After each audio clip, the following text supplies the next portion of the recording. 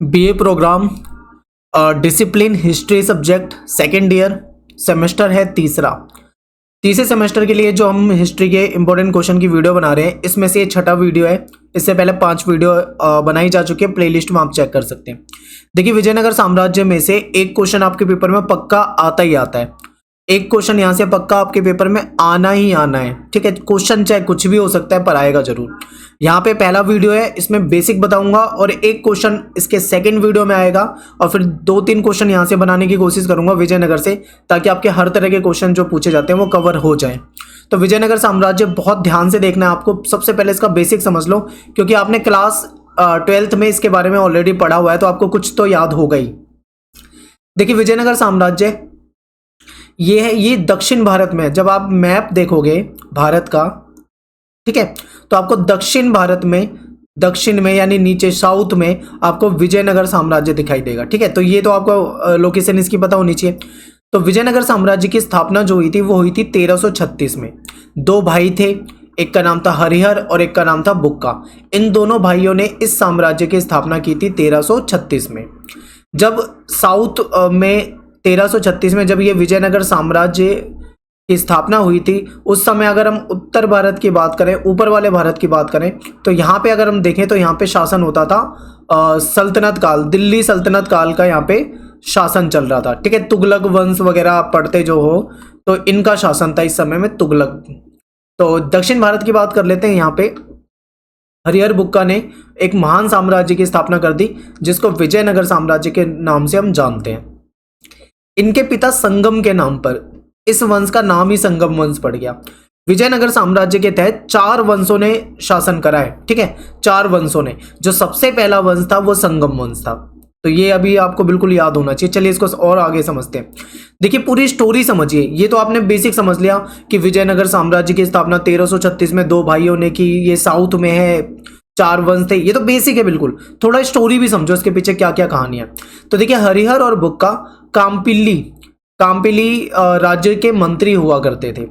ध्यान से समझिए, हरिहर और बुक्का काम्पिली राज्य के मंत्री होते थे।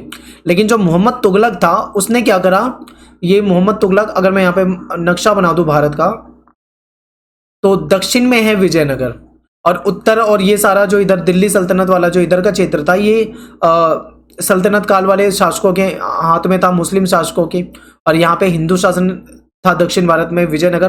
तो ऐसा था। तो देखिए, जो काम्पिली क्षेत्र था, इस काम्पिली क्षेत्र में क्या हुआ, मोहम्मद तुगलक जो था उसने इस क्षेत्र को जीत लिया। अब तुगलक ने इस क्षेत्र को जीता, और हरिहर बुक्का क्या थे, वहां के मंत्री होते थे उस समय में। तो अब इनको भी इन्होंने क्या करा, बंदी बना लिया, यानी इनको कारागार में डाल लिया। और फिर बाद में क्या हुआ, वही काम शुरू हुआ जो हमेशा होता था इन विदेशी आक्रांताओं के द्वारा, सबको जबरन इस्लाम स्वीकार कराने की इनकी नीति थी। तो हरिहर और बुक्का को भी जबरन इस्लाम स्वीकार करवाया, दबाव डालकर, और इन्होंने क्या करा, इस्लाम को स्वीकार कर लिया। अब आगे समझिए क्या हुआ। बाद में उन्हें तुगलक सेनापति के रूप में साउथ में भेजा दोबारा। अब ये तुगलक वंश के गुलाम हो चुके हैं, इस्लाम भी कबूल कर चुके हैं, सेनापति भी बन चुके हैं, तो इनको वापस भेजा साउथ में, कहा कि जाओ दक्षिण में जाओ, और सेना के साथ भेजा गया। हरिहर और बुक्का तुगलक सेना के साथ काम्पिली आए वापस। वहां पे जो विद्रोह हो रहा था काम्पिली में, क्योंकि जब ये तुगलक ने जीता था काम्पिली में, तो उसका विद्रोह किया जा रहा था वहां के लोगों से। तो जो विद्रोह था, इन्होंने हरिहर और बुक्का ने उस विद्रोह का दमन किया, उनको समाप्त किया। लेकिन बाद में क्या हुआ, ये जो हरिहर और बुक्का थे, ये हिंदू थे, पर दबाव में मुस्लिम बन गए थे। बाद में ये एक संत थे, विद्यारण्य, नाम याद रखो, विद्यारण्य।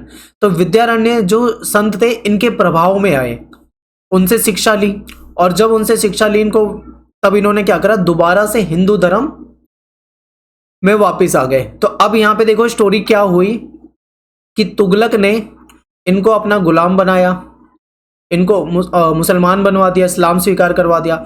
ये गए साउथ में इन्होंने क्या करा, विद्रोह का दमन करा। लेकिन बाद में वापस इन्होंने क्या करा, अपना हिंदू धर्म दोबारा से ज्वाइन कर लिया, दोबारा से जुड़ गए हिंदू से, हिंदू बन गए।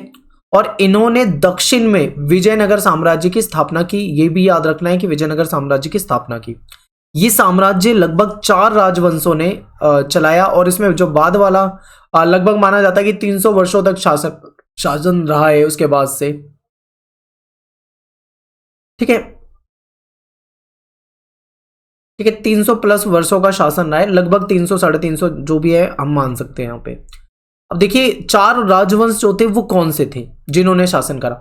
तो सबसे पहले हरिहर और बुक्का वाला, क्योंकि शुरुआत तो 1336 में इन दोनों ने कर दी थी, तो ये वंश जो था संगम वंश कहलाया। पहला वंश जो था जिसने शासन किया विजयनगर साम्राज्य में वो संगम वंश कहलाया। और इसकी तारीख जो है, देखिए अब यहाँ पे जो हम समय देख रहे हैं ना, अब आप 12वीं क्लास में नहीं है जो आप एनसीईआरटी आपके पास है और आपने एक डेट रट ली। अब आपको यहाँ पे अलग अलग राइटर की किताबें अगर आप पढ़ते हो तो डेट आपको अलग अलग मिलेगी, थोड़ा बहुत अंतर हो सकता है, तो आपको इसको अप्रोक्स में मान के चलना है। 1336 से 1485 तक जो शासन राज जिस वंश का उसको संगम वंश कहते हैं, इतना याद रखना है। इसके बाद दूसरा वंश आया जिसको सुलभ वंश कहा जाता है, 1485 से 1505 तक इन्होंने शासन किया। फिर इसके बाद तीसरा वंश आया जो तुलुव वंश कहलाता है, 1505 से 1570 तक इसने शासन किया।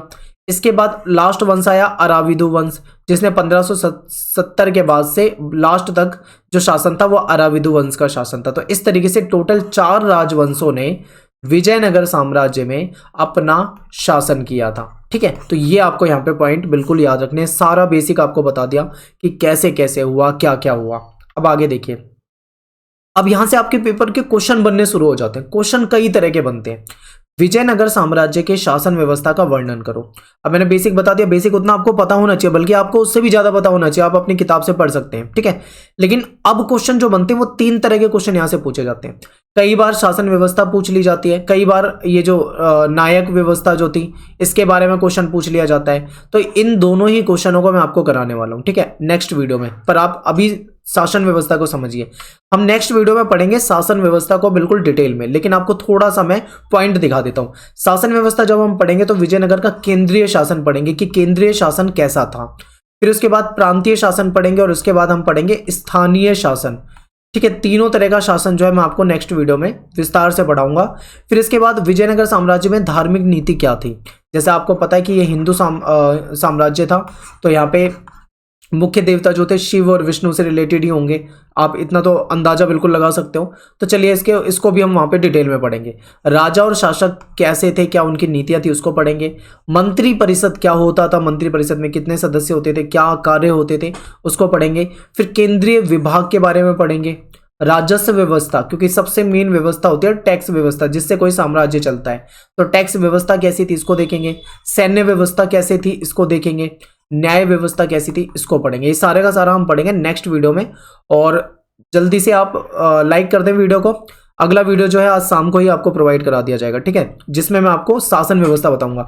तो ये जो जितना मैंने आपको इस वीडियो में बताया ये आपको बिल्कुल याद होना चाहिए, आपके दिमाग में होनी चाहिए ये सारी चीजें एकदम। सेकंड वीडियो में दूसरा क्वेश्चन और थर्ड वीडियो में इसका तीसरा क्वेश्चन कराने वाला हूं। तो मिलते हैं नेक्स्ट वीडियो में। थैंक्स फॉर वॉचिंग सभी को। जय हिंद, जय भारत।